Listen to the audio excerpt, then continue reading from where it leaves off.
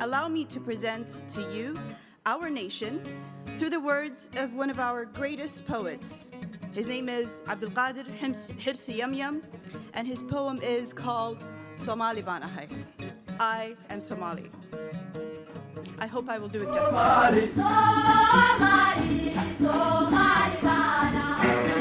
waqtiyada socdaalka ah ayaamaha silsiladda ah xilliyada balsuure soo jire haddaad tahay sadarada dib ugu noqo Somali waa kuma.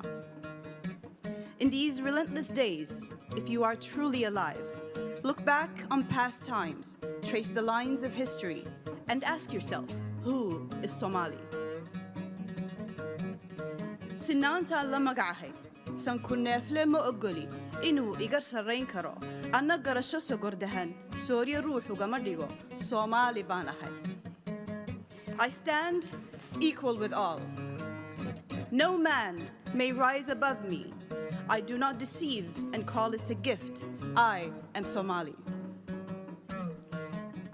Ninna madax salaaxiyo kama yeelo seetada sasabada ma qaayibo sirta waxaan idhaahdaa saabaan biyaha celin Somali baan ahay. Neither flattery nor chains deceive me. Persuasion cannot mislead me. Secrets that betray me hold no weight. They are vessels that cannot hold water. I am Somali. dabayshaan la socdahay salfudaydna kuma kaco waabay sunaanahay marna samawadaanahay samir baan hagoogtaa Somali baan ahay. I move as swift as the wind, yet never act on impulse. I can be venom when provoked, or goodness when needed. Patience is my cloak. I am Somali.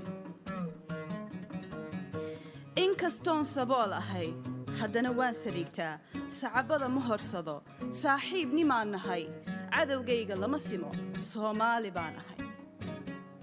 Though poor I may be in wealth, I am rich in dignity. I do not stretch my hands to beg.